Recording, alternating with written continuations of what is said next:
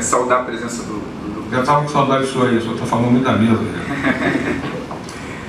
Inicialmente, eu queria deixar minha posição de que é necessário, de fato, que a gente trate a administração pública do município de maneira responsável, cuidadosa, que reduza os custos e que garanta economias para enfrentar esse momento conturbado. E esse momento em que nós estamos aqui discutindo agora para votar essa reforma administrativa, com o discurso de economia de 20, 30 milhões, é fruto de um processo histórico. Como eu disse aqui ontem, nós, por um tempo enorme, por alguns anos, acumulamos muito dinheiro que chegava nas nossas contas e muitas das vezes não sabíamos o que, os gestores não sabiam o que fazer. E uma das coisas que fizeram, e não foi um fato só do município de Macaé, os municípios do entorno também fizeram, os chamados municípios produtores de petróleo, que a maioria não é produtor, é rentista, né, recebe o dinheiro, mas não produz. Macaé é o diferencial nessa história. Utilizaram como lógica a perspectiva eleitoral e o inchaço das máquinas públicas.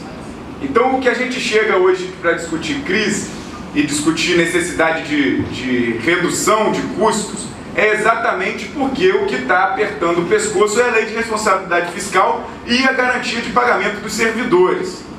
Isso é o pano de fundo da história, e eu queria, nesse sentido, dizer que eu concordo que é urgente e necessário que a gente reduza esse custo.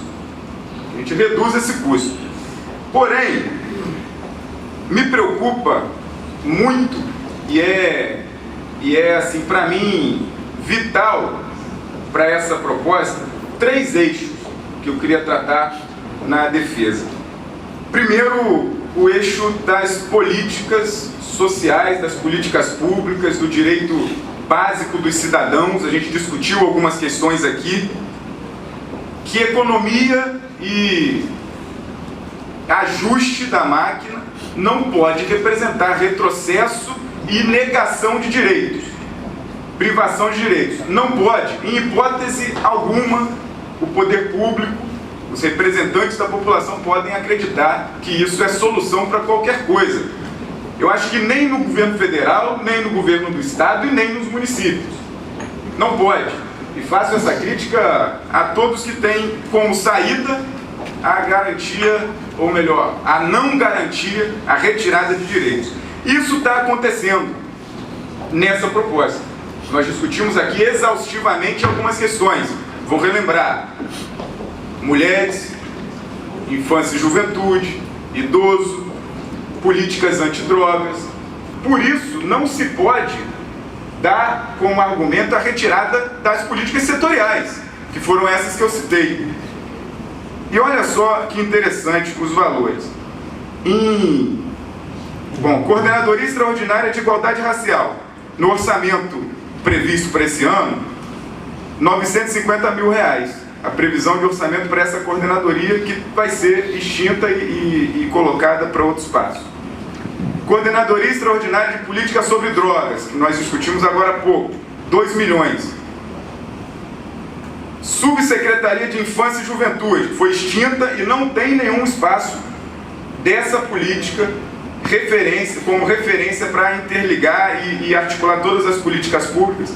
Infância e Juventude, R$133 mil.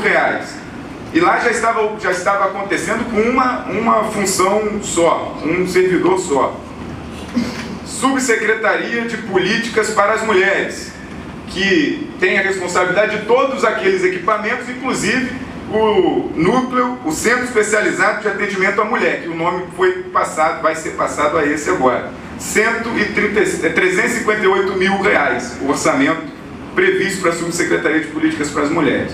Subsecretaria do Idoso, R$135 mil. Subsecretaria de Acessibilidade e Proteção à Pessoa com Deficiência, R$135 mil. O que eu quero chegar? É que está cortando exatamente onde já tem muito pouco. E é o ponto mais sensível da garantia das políticas públicas, que é onde estão as pessoas que mais precisam. E a cidade é feita de pessoas. E a gente precisa cuidar das pessoas, ainda mais numa cidade tão injusta e desigual como a nossa. O outro eixo, o segundo eixo, é quanto à questão salarial das assessorias, dos cargos comissionados, que eu resisti muito em debater sobre isso, mas me provaram por A mais B, nosso grupo discutindo e avaliando, de que os que recebem os menores salários são os que são mais reduzidos agora. Os grandes não. Um exemplo disso é a secretaria, que tem secretarias adjuntas e que continua com os mesmos salários e que não reduz estrutura. É o sinal da injustiça. É a questão das incorporações, que a gente acabou de discutir e de rejeitar uma emenda que eu apresentei para que o governo enviasse para cá, em 180 dias, prefeito, uma proposta de revisão da legislação das incorporações, que, fruto dessa legislação não ser revista, nós estamos com vários processos de salários que vão se tornar, de certa forma, altos para a própria aposentadoria, que estão na mesa do prefeito e que não saem por conta de um decreto que suspendeu. Essa legislação precisa ser revista porque ela é a espinha dorsal para reduzir super salários, para rever questões que são fundamentais na folha salarial, fazer justiça, garantir transparência, valorizar os que ganham menos. E aí, essa casa aqui, presidente, foi muito pouco ouvida, foi assim, sumariamente ignorada. Posso dizer que exagero quando falo sumariamente, porque tivemos dois contatos.